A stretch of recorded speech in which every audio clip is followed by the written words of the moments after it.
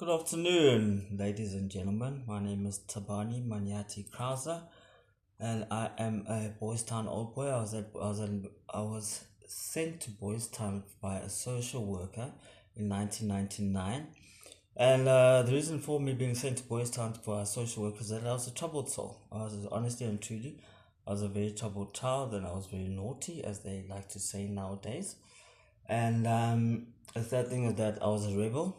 I was an alcoholic, I can say, and also I did a long stint on drugs also. And it's that thing of when you get told that you're gonna be sent to Boys Town, I think not I think I know there's the stigma of Boys Town is that it's a reformatory type of thing. That it's a juvenile detention center or a reformatory to say the least. And myself when the social worker told me that that I'm taking you to Boys Town, it was really daunting. Daunting in the sense that, well, guts, I'm going now to be with juveniles, criminals, people that have committed crimes. As much as I was caught with drugs, as much as I was caught drinking, stealing alcohol out of my dad's bar, but I don't think this is for me. And then I went to Boys Town. I did the probation. I did the 10-day probation, and then I went back home. But it was after that 10 days when I went home, because in that 10 days, um, all of the boys can tell you that in 10 days, not even in 10 days, in 2 days, for us, as men, as boys, basically as boys, I think that's when you can form bonds with people, and that's when you can actually form friendships with people. But basically, in a nutshell, that in the 10 days when I went back home, I missed Boys Town. That's that thing of, because my friends were asking, my grandmother's asked me, how was it? How was it? How was it? I was like, listen, please can you phone the social worker and ask her when am I going back and if I have been accepted. And luckily 2 weeks later, my social worker called, said like, listen, I spoke to Mr. Mark Honeywell. Mark Honeywell has accepted you.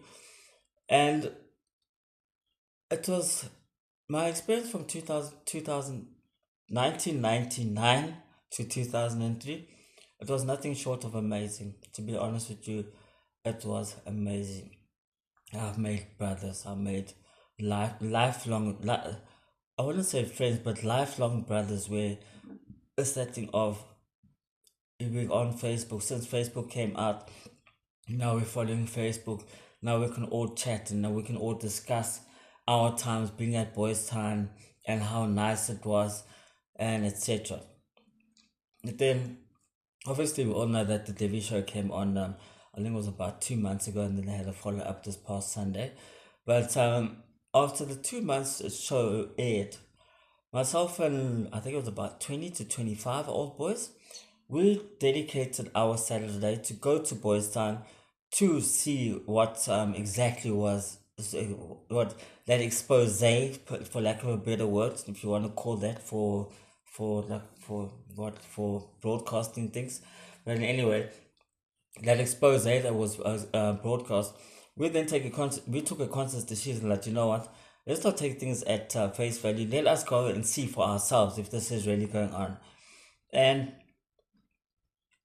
when we got there, apart from the green monster not being there anymore, the dorms, the halves, immaculate. One thing I can say to them, in my days, the halves are not as beautiful as they are now.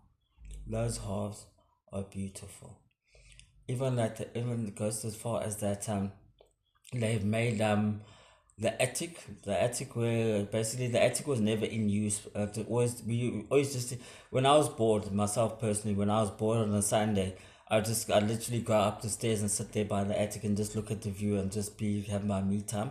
But the attic, the rooms, the trick rooms and the counselors rooms in the attic, wow. Yes, there was issues in the gym. I'm gonna call a spade a spade. Yes, there was issues in the gym, and it was just a couple of other issues with regards to Saint Joseph. I mean, that's a new Harvey we used to call it, where the clinic used to be. But unfortunately, when we did our tour of Boys Town, we weren't actually allowed into Saint Joseph's because it was currently being renovated, and And furthermore to that is that I'm also one of the board of directors on the Old Boys Association. And